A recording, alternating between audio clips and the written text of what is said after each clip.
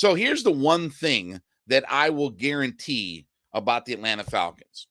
And I was thinking more and more about this, that obviously there's a lot of different directions with how we can go in the NFL draft, especially in the first round, really, of the NFL draft. Okay. Here's the one guarantee I'm going to make you is that they are not going to take a quarterback at number 8. Now, look, I know the Falcons have brought in every quarterback, right? They've brought in all the top prospects from Anthony Richardson to Bryce Young to Will Levis to CJ Stroud. They've talked to those guys at the combine. They've talked to those guys in their top 30 meetings. They've done all their due diligence. And part of that is because you want to talk to those guys. You want to get a feel for what those guys are. You want to get a feel for what they're not, so that there's no question about, okay, that's not a guy I want to draft at number 8. You may end up scouting those guys. Look, here, I'll give you a perfect example. I promise you that the Falcons at one time scouted Jeff Okudah. And they looked and said, okay, what's our scouting report say? What does he do well and things like that? And then when he became available in a trade, they were able to get him a few years later. So you never know what could happen down the road with quarterback, especially. Sometimes guys don't, develop until year 3, and that's what we're hoping for Desmond Ridder, right? So you always do your due diligence on not just players you may or may not want, but guys that may end up helping you in the future as you move forward. So I got no problem with what the Falcons have done as far as their due diligence goes on bringing in quarterbacks and interviewing them. But there is no way on this earth that they're going to draft quarterback at number 8. You can have sold me over these last few months the idea of Desmond Ridder is our QB1 and then go draft a quarterback at number 8. Now, look, I understand competition and things like that. And I wanted a veteran. I wanted a Jacoby Brissett. We got a Taylor Heineke. I wanted a veteran, but obviously that's no long-term answer. You're trying to find your long-term answer at quarterback. And maybe Arthur Blank was spoiled because Matt came into the league and immediately started winning. I've always said that really the most embarrassing year I've seen in professional sports in the city of Atlanta was the 2007 Atlanta Falcons.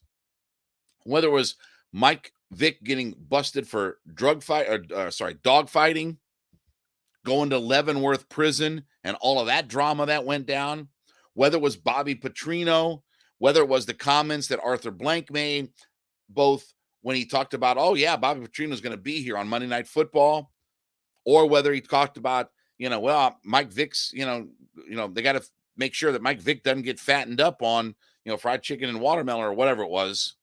He said those words. I mean, he said, he talked about the idea of making sure that he doesn't get fattened up. All of the things that went down, obviously, Byron Leftwich, Joey Harrington, all of those things that went down. Heck, that season was so bad, they got Warwick Dunn to retire from the league. It was so bad. That's how bad it was in 2007 for the Falcons. They got Warwick Dunn, nicest guy in the world, to want to give up football at that point. And then Matt Ryan comes in, new coach, new general manager, new quarterback, and this team goes on a run that was unprecedented in Falcons history. Still the best run we've ever had in the history of the Atlanta Falcons, the Matt Ryan era. So I think he's spoiled in some ways, Arthur Blank, that is, with the idea of, I have my franchise quarterback, I have a guy long-term here, and I have a guy who can win right away. And we're not seeing that right now. So I get all of that. And I do think that if Desmond Ridder doesn't play really well, that this may not be so much that the coach and general manager is fired or things like that, unless they go 2-15 or 1-16, or if they have some ridiculous record like that, then they may all get fired. But short of that, even if they're 7-10 on the season, if that's the case, then they probably are going to be looking for a new quarterback, and they're going to be looking for their long-term answer. But you can't have hyped up and told me all these things about Desmond Ridder. I read you the article yesterday from AtlantaFalcons.com about what their coaches are saying and things like that, right? And we were begging Arthur Smith or Terry Fontenot or anybody within the organization to call him QB1, right? So I don't think you can go through that whole process and where we finally transitioned into what we call QB1 and then sell me on the idea of taking a quarterback at 8. And outside of CJ Stroud, Bryce Young, obviously, but there's no chance on earth he would fall to 8. But again, just in a theoretical world, anything can happen, right?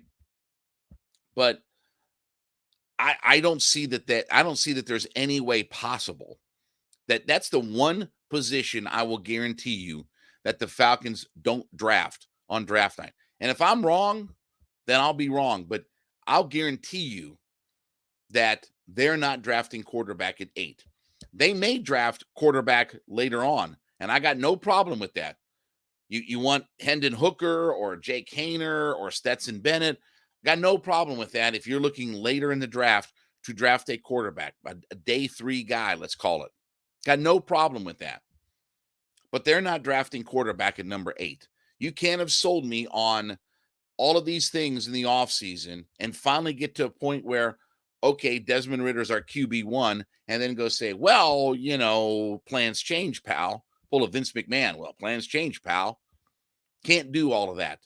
So if there's anything in life that I can guarantee you, death, taxes, it's also going to be the third thing, is that the Atlanta Falcons will not draft quarterback in the first round of the NFL draft. All right, after you make Hitting Hard with Jon Chuckery your first listen, make sure that you go in and leave us a comment about being an everyday listener. So we appreciate and thank all of our everyday listeners. We call them our everydayers. So go into the comment section of whatever platform that you listen on. And if you listen on YouTube, go into the comment section, leave us a comment there. Let us know that you are an everyday listener, an everydayer to Hitting Hard and the Atlanta Falcons, the Locked On podcast network for Atlanta. Let us know you're an everyday listener. As an everydayer out there, we thank you so much for being a part of the show.